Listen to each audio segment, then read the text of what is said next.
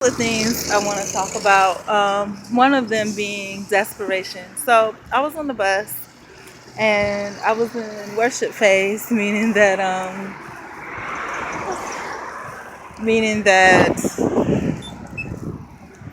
was in worship phase, meaning I had my eyes closed. I was meditating on Tasha Cobb's song, His Grace. And the beginning of it, it starts out, He loves me, He cares for me, He adores me. It's so beautiful. And I saw this young guy and this young girl on the bus. And I'm thinking that, they're friends or whatever. They're whispering and talking and smiling and laughing. And, just looking really, really plain.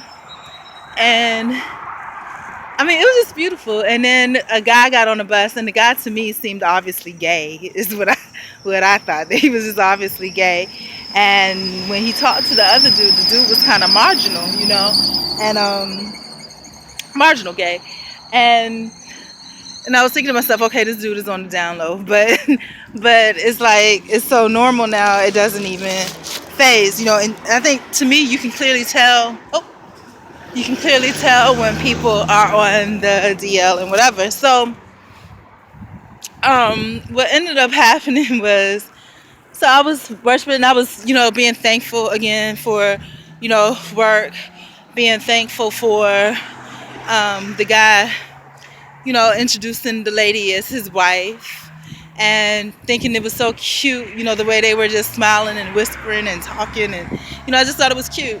And then the knowledge seeping into me and the acceptance that the dude that walked up on them is on the DL, but that's just the way it is.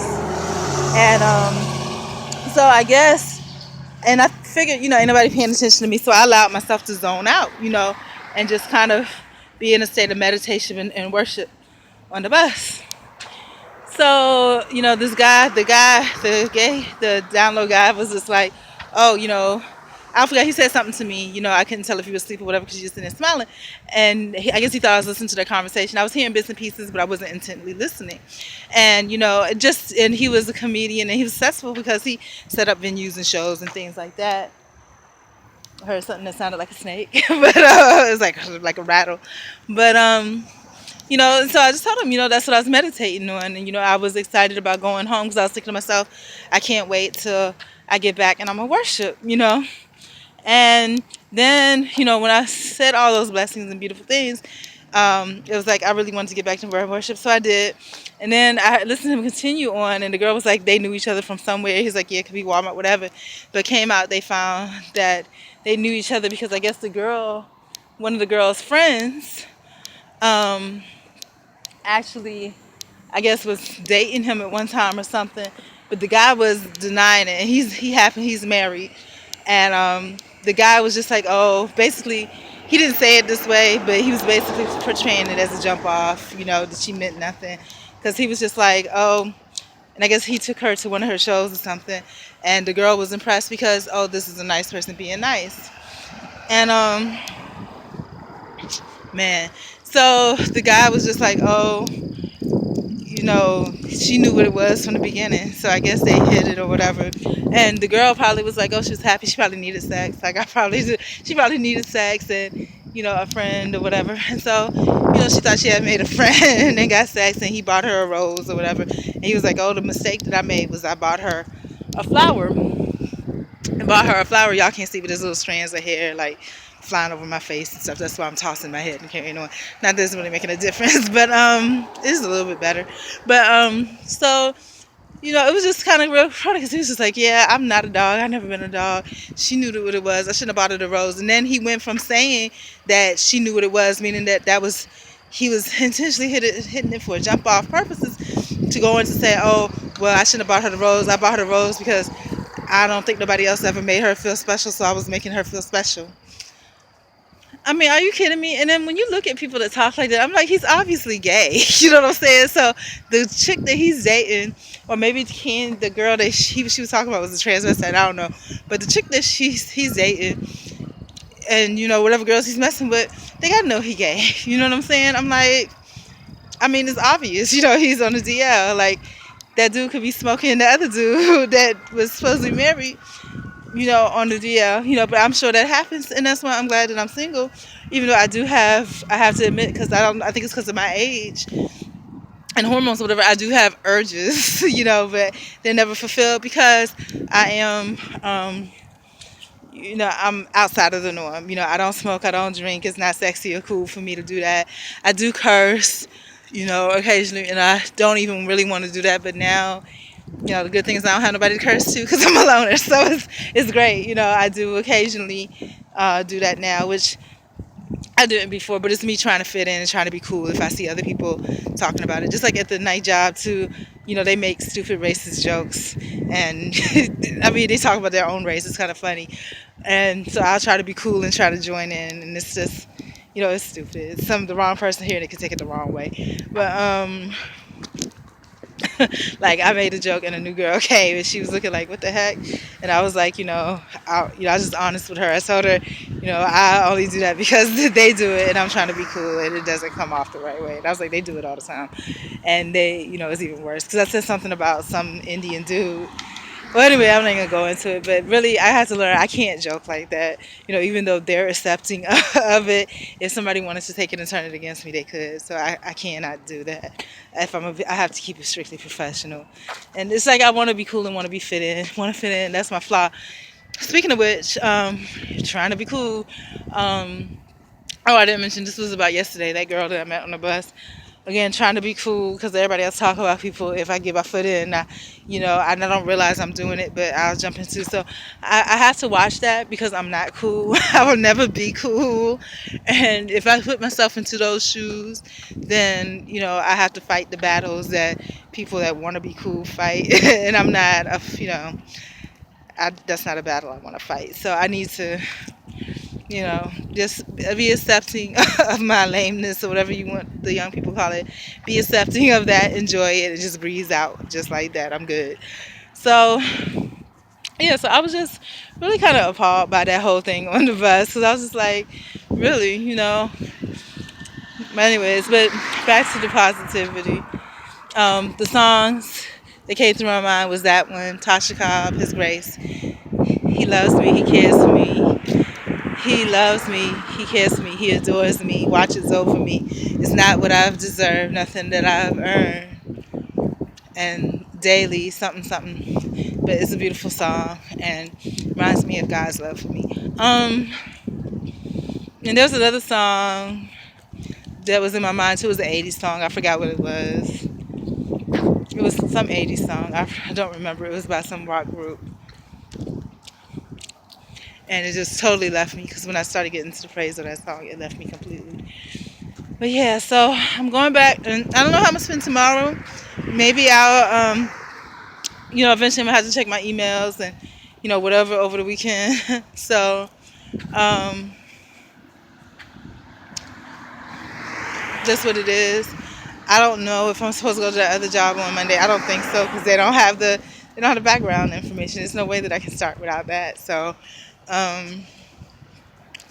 Yeah, so I'll address all that. I think what I'm going to do is go to the law school tomorrow because I think I really do need to go back to school just for that purpose. In addition to that, because I'm 40, I can do it. And I may be broke, but I can do it. I can do it. Somehow I can do it. And then I also want to sit in on some court cases. Perhaps somehow, some way, get to know some lawyers, get to learn a few things, But again, all that stuff takes time. I'm willing to take my Friday to do it. I'm still going to address what I need to address. I think I'm going to fax in the request for the notarized part. I'm also going to send the email link for the regular part so she can see it, look at it, whatever she wants to do. I need to do that, I think, in the morning, like before I head out. And I need to get some exercise tomorrow. I need to keep the roof over my head tomorrow. So that's exactly what I need to do. So early in the morning, here's my hair again. Early in the morning, I am going to send that information to that lady. And then I'm going to go out to, like I said, to the courts, to the School of Law, to get my funds so that I can have a place to sleep. And Then perhaps get some exercise and clean up. And then tomorrow's a whole new day. Um, Tomorrow will probably be more cleaning, maybe some washing some clothes, documenting, writing, all that type of stuff. Then Sunday, of course, my favorite. I hope the women's class is going to be just as good. They're going to be using a book that the pastor wrote this time, and because they're out of the Taming the Tongue book. So this will be pretty interesting. But they really sparked my interest in that book. When I get a chance, I'm gonna try to get with it on my own. What am I gonna do when I get back tonight?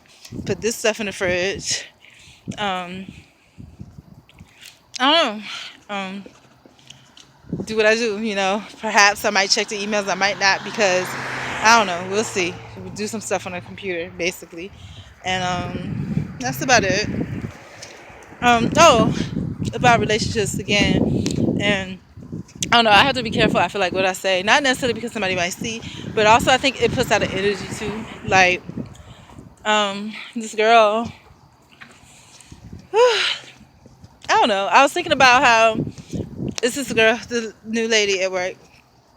And I talk about people, but I don't mean nothing negative. And the thing is, and I talk about people with love, like I like them or whatever. But eventually, it turns sour. They don't like me as much. But I want to talk about this anyway because this is an experience just through the sharing of her story. And basically, this woman, she's been blessed. Everybody's blessed. Regardless of what you think of them, everybody's blessed. But she's been blessed with some talents. And but anyhow, you know we thought she had a boyfriend. I thought she had a white boyfriend because she's white. Not just because she's white, but I just thought she did. But he turns out to be, like she said, he was black, but he's not really black. I hate that people used to say that about me. He's Dominican. And, I wanted to see, because I was just like, okay. And actually, he was very attractive. I was like, wow, nice. Me, personally, the type that I like, and I'll probably never date again in my life, but because I'm just, my personality, the things I've been through, is just too much. There's no way. And the things that I know just from being an outsider looking in, things that have been revealed to me by people because, I'm not in the in crowd or anybody that they care what my opinion is. So I see a lot of things that people would normally hide from people. But, I mean, my type is like at least 6'4", at least 300 pounds, just big and black and buff, that would be my type. But so she was like, he's black, but he was Dominican, which is good, but he still had dark skin, like, and I like him in shape, like built, like solid. And I remember, all I had to do was take a glance and I was like, okay, he's straight, he's good. Didn't really want to see anymore. He was attractive, that was all that, that was the only purpose, to see if he was attractive, and he was. And I don't know, I was like, it all seems perfect, but then when I think of other people, like I said, he's really attractive, and I was like, yeah, I think that he's attractive. But the thing about it is that when you look at it in terms of, you think I don't know how to express this. At first you think this person has the perfect guy, whatever, but then as you learn more about the person, you realize, just like she said, she was hoping that he didn't have kids, but he did. She didn't want nobody with kids. And that's the same with me. I don't either. Okay. So yeah, I thought about it if it was me, and she said she met him on an app or whatever like that. I do apps and stuff like that, but I would never meet anybody off an app. And if I met this guy because he was attractive, if I learned that he had a seed or whatever like that, I would probably take advantage of, not, well, I would probably, the situation would be, the only purpose would be for me to be touched. I would not have sex because I don't have sex, but just to be touched, that's it, and not much conversation because to me, you have children, you need to be with the child's mom. So that would have been it. I wouldn't have had a full-blown relationship with this guy or nothing like that. So yeah, so sometimes, and I haven't seen, and then again, I don't know enough people to know, but I don't think nobody has anything that's perfect. I have to learn to love myself. I find myself fairly attractive. I think in the eyes of others, maybe not so much, but for me, I find myself fairly attractive. I would date myself. And, where I am kind of in life right now is, I do need to love myself more. But anyways, I'm at the end.